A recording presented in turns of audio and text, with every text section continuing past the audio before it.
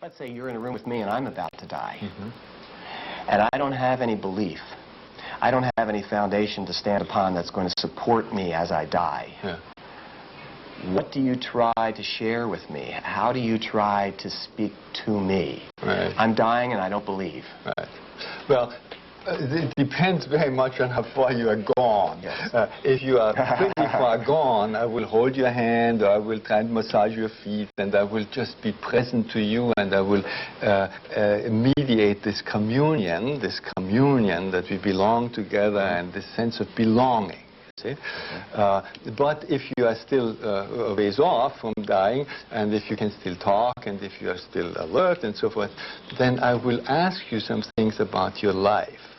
And I will try, and as people who are old and people who are dying often like to do, I will help you remember things that you really liked, and people whom you really liked, and your first date or something like that, or your children, and remember the day when your first child was born, and this sort of thing. And I will try and bring that back to you.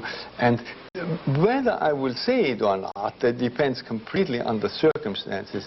But sooner or later, whether it's explicitly said or not, you will realize that you knew something that lasts. You see, that is why when you are in love, you are engraving it on a tree, because you want to make it last. You know it lasts. And somehow, through this memory, there will dawn on you the reality that there is within this life a life that you have been living that cannot die. And that's the best of you.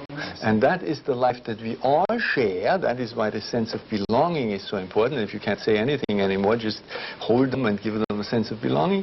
And that is the Christ life within us. And that is why I said that most people in the world believe in resurrection, whether they know that term or not, because they know that there is a life that cannot die. But it is too good to be true, you see. And now in the resurrection message, the Christians say, look, we have experienced it, and if they live in a way that it's believable, if they act like people who believe in life, that means not only in their own little survival, but in the life of other people, that is valuable. If they serve others, that has enormous social implications, you know, for everybody.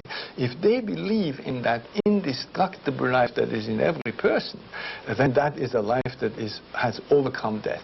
And as a poet said, death is not ahead of us, death is behind us.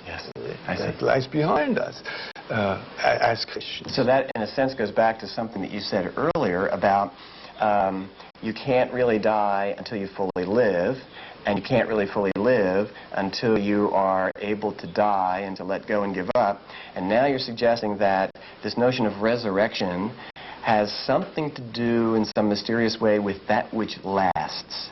And that without even using any of the Christian terminology, you have access to it. You have access to that just in natural terms, in terms of a person's human experience, to try to remind them of those things which last. So that the skill of the counselor in that moment would be to try to get a person to back in touch with those experiences. And to enjoy them, and to sink into them, and to let go. You see, that goes together. It takes, if you cling to them, you remember, probably you experienced this, two people in an old age home, right next to one another in the bed, and one remembers her past and how happy she was, and every time she remembers it, she moans and groans that she has lost it all.